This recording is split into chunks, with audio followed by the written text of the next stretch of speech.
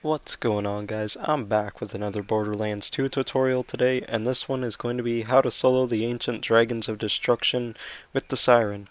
And this fight is extremely equipment based, so if you're doing it with for just to do it with the Siren, then go ahead, but if you're actually looking to farm the dragons, then another class will work better. The Necromancer does well against them, and the Gunzerker also does well against them. And this tutorial also does not use the Hoplite glitch. This is how to do it without the Hoplite glitch. And if you use the Hoplite glitch, it will be quite a bit easier. You can probably do it in about half the time I did it here, but I wanted to do it without the Hoplite glitch. So as usual, let's get into my recommended equipment. So the first thing that I recommend is an inflammable to be, and I don't typically like recommending elemental immune shields, but to do this solo with the Siren, it's almost impossible to do it without one. And you can get this from Hunter Hellquest or Treants, and thanks to Dexus Killer for giving me this, because I was farming for it, but he ended up giving me one. The next thing that I recommend is both the Fire and Shock Sandhawks, and you can get these from Whoops. And I forgot to update the picture of the weapon that I'm using. I'm using a Flying Sandhawk, which is better than the Stopping Sandhawk. The next thing that I recommend is the Grog Nozzle, which is a quest item for the Beard Makes the Man, and as long as you don't hand in the mission, then you will still have it. If you already have handed in the mission, there are tradable versions of this floating around, so see if you can find somebody with one. And if you can't get your hands on one at all, you can use the Ruby plus the Chain Lightning Grenade, and you can get the Ruby from Rackaholics Anonymous, and you can get Chain Lightning from the Badass Sorcerer. Next thing that I recommend is a legendary Siren class mod, and you can get this from Loot Midgets. And the last thing that I recommend is both the Fire and Shock versions of the Bone of the Ancients, which you can also get from Loot Midgets. You might also want an Unyielding Banshee class mod with +6 to Immolate, but you don't need it. I almost forgot, you're also going to want a Fire Norfleet to do this. This is the skill tree I use to do this. If you have a skill tree that you like better, then go ahead and use that. But if you don't have a skill tree that you prefer, then use this one and it will work. Alright, I'm back with the actual gameplay part of this, and to start off, you're going to want to hit the little scroll thing here, and then line yourself up with this corner, and I like to use the two metal bars that go diagonally from it, and just stand on those. Aim about where I do, and then you're going to hit phase lock on the slag dragon, and let auto aim go for his head.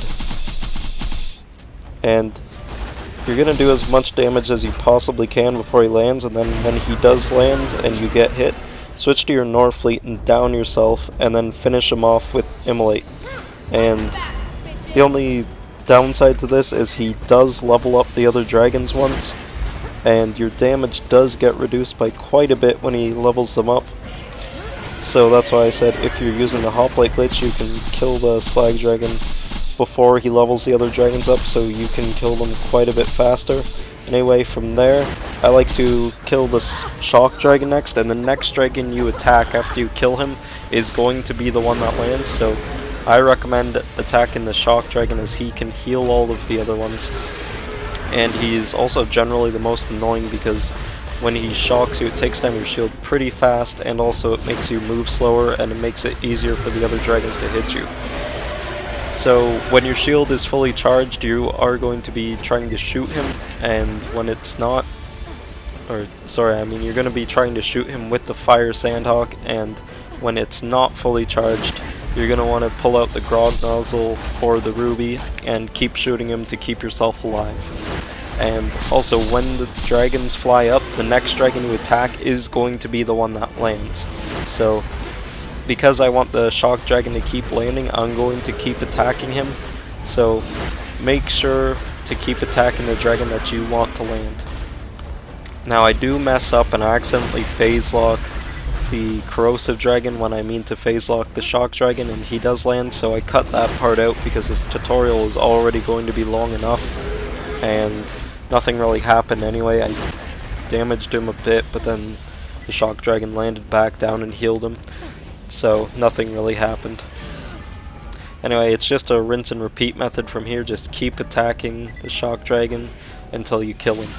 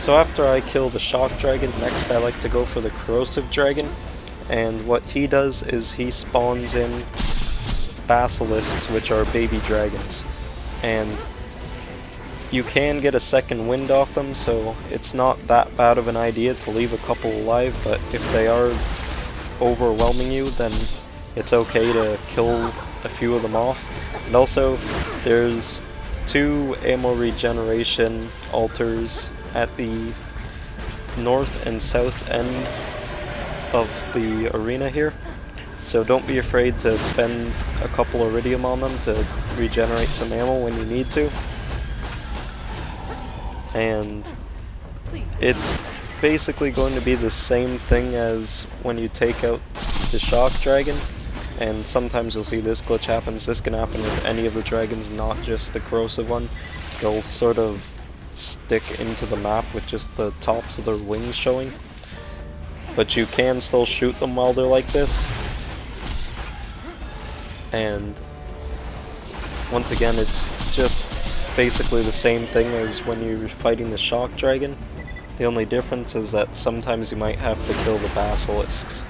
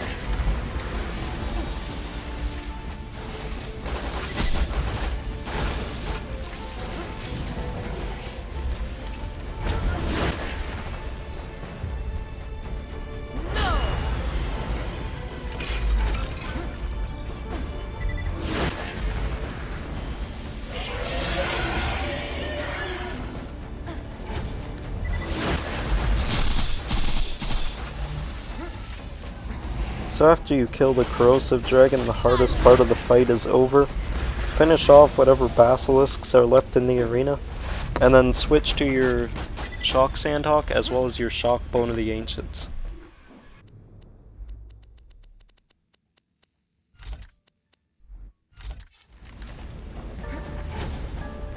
Whenever the fire dragon lands, he's going to go into an invincible phase where if you shoot him, your bullets will just reflect back at you. So when he lands, do not shoot him right away. And also, he's going to cause these different parts of the arena to light on fire. So watch for which one gets set on fire first, and then move him to that spot. And he has 3 different patterns of fire, and you're going to see all 3 different ones in this video, so I'll explain how to avoid them all as they come up.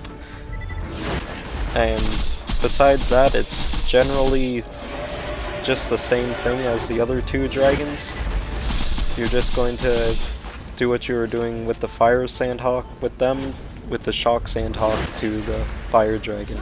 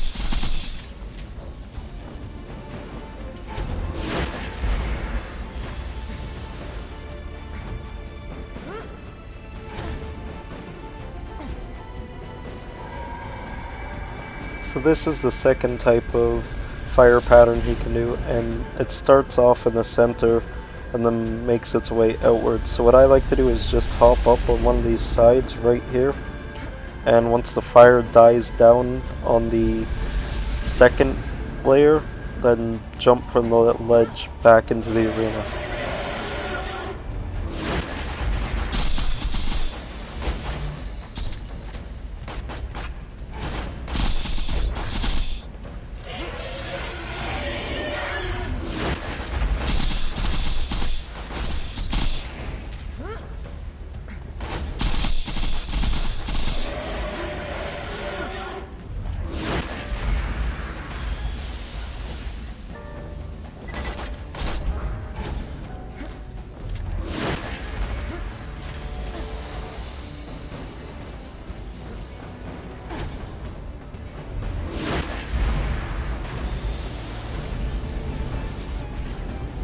And right here is the last kind of fire pattern he can do, where it starts off on one side and it slowly makes its way around the arena. And what you're going to want to do is run directly to the opposite side, as it won't hit that area there.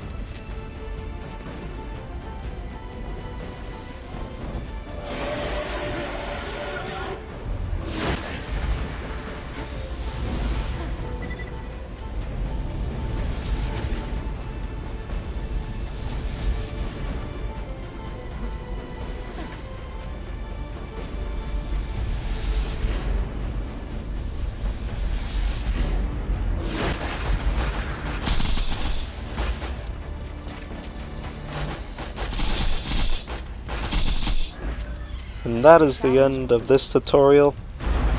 I know it's a long one, but I hope that it helps, and I will be going back to doing the requests, so look out for those, and I'll see you guys next video.